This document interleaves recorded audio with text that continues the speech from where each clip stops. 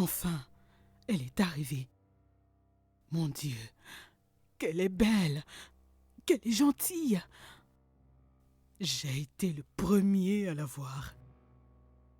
J'ai donné un dernier coup de balai à la véranda quand j'ai reconnu le ronronnement de la voiture du patron. Je n'ai rien dit au cuisinier. Je me suis précipité vers la sentinelle qui somnolait. C'était comique de voir le gardien se réveiller en sursaut et présenter armes sans qu'on lui en ait donné l'ordre. Le patron descendit. Je courus ouvrir la portière à madame. Elle me sourit. J'admirais, chose rare, ses dents aussi blanches que celles de nos filles. Le bras robuste du commandant en serait sa taille de fourmi.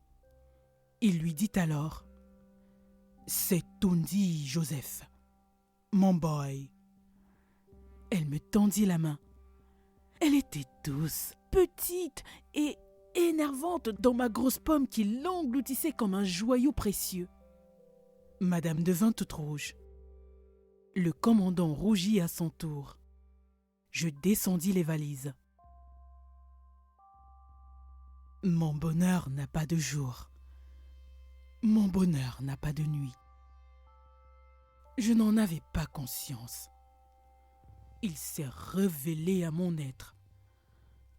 Je le chanterai dans ma flûte. Je le chanterai au bord des marigots. Mais aucune parole ne saura le traduire. J'ai serré la main de ma reine. J'ai senti que je vivais. Désormais, ma main est sacrée. Elle ne connaîtra plus les basses régions de mon corps. Ma main appartient à ma reine, aux cheveux couleur d'ébène, aux yeux d'antilope. Un frisson a parcouru mon corps au contact de sa main moite.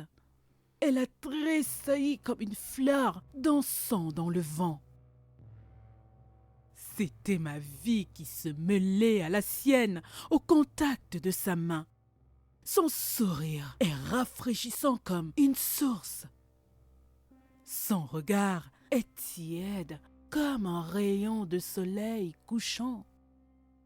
Il vous inonde de sa lumière qui vous embrase jusqu'au plus profond du cœur. Oh, j'ai peur. J'ai peur de moi-même.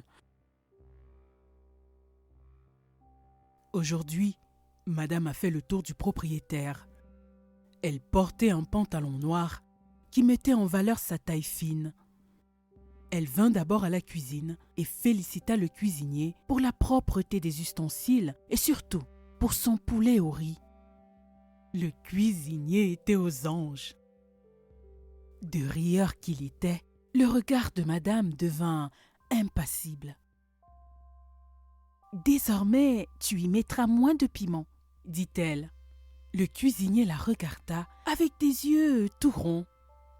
Nous allâmes ensuite voir le parc aux chèvres. Madame ne cessait de murmurer. « Oh, qu'elles sont mignonnes! Oh, qu'elles sont jolies !» Elle se laissait lécher les mains. Puis, le carré de roses et d'hibiscus la retint. Elle s'accroupissait devant chaque fleur et en respirait profondément le parfum. J'étais de l'autre côté du carré en face d'elle. Elle avait oublié ma présence. En écrivant ces mots, je me sens encore plus malheureux qu'à l'enterrement du révérend père Gilbert. Pour le premier samedi de madame à Dangan, le cercle européen s'est vidé au profit de la résidence. Le tout Dangan blanc était là. Madame, tout de blanc vêtue, ressemblait à ces fleurs nouvelles qui deviennent pour un temps le centre de l'univers de toute la gent ailée. On sentait que madame était là. Le commandant se trémoussait avec cette nuance de satisfaction des hommes qui ont épousé une belle femme. Son exubérance était telle qu'il m'a appelé pour la première fois avec un « Dis Joseph ». Quel changement l'amour et la beauté d'une femme peuvent apporter au cœur d'un homme!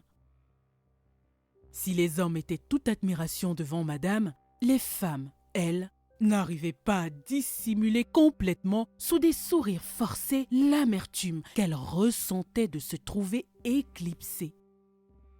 Madame Salvin ressemblait à une lampe à huile qu'on aurait traînée au soleil.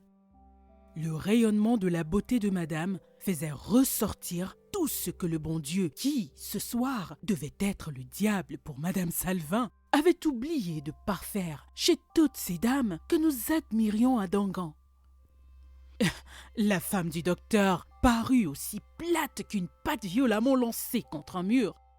Les grosses jambes de madame Gosier d'Oiseau étaient empaquetées dans son pantalon comme du manioc dans une feuille de bananier. Les demoiselles Dubois se ressemblaient comme deux sacs jumeaux.